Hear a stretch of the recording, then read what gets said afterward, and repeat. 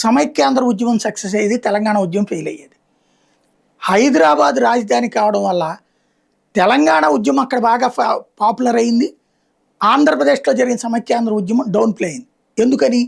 Media head quarters ఎక్కడ ఉంటే అక్కడే చిన్నది కూడా మీరు చూడండి, ఢిల్లీలో జరిగినట్టు ఒక రేపు మర్డరు ప్రపంచవ్యాప్త ఇష్యూ అయింది. అదే మన ఊళ్ళల్లో జరిగేదాన్ని ఎవడు పట్టించుకోడు. అదే అక్కడ మీడియా ఫోకస్ ఎక్కడ ఉంటుందంటే వాళ్ళకి ఆ కేంద్రకంలోనే ఉంటుంది. ఇప్పుడు జార్ఖండ్లో ఉన్నటువంటి విద్యార్థులు ఉద్యమిస్తున్నారు, పంజాబ్లో ఉన్న విద్యార్థులు ఉద్యమించారు, బీహార్లో ఉన్న విద్యార్థులు ఉద్యమించారు. ఇవన్నీ కవరేజ్ వచ్చిందా? లేదు.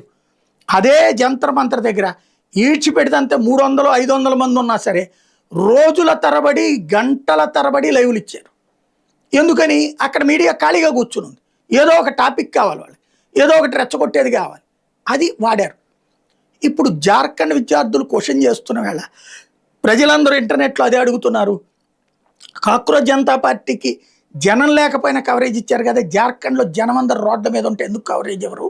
ఢిల్లీలోనేమో పిజ్జాలు బర్గర్లు పెట్టారు కదా, అక్కడ కనీసం తినడానికి కూడా ఎవరికాళ్ళు విరాళాలు వేసుకుంటున్నారు అన్నది. దానికి సీనియర్ జర్నలిస్ట్ రవీష్ కుమార్ చెప్పేది ఏంటంటే మాకు అంత నెట్వర్క్ సాధ్యం కాదు అంటున్నారు. అంటే వీళ్ళు కేవలం ఢిల్లీలో అయితేనే పెంట చేస్తారనమాట. అది ఇంతకుముందు కూడా నేను చాలాసార్లు చెప్పా, media manipulation headquarter based నడుస్తున్నంతసేపు ఈ దేశంలో ప్రజాస్వామ్యయుతమైనటువంటి వాతావరణం రాదు.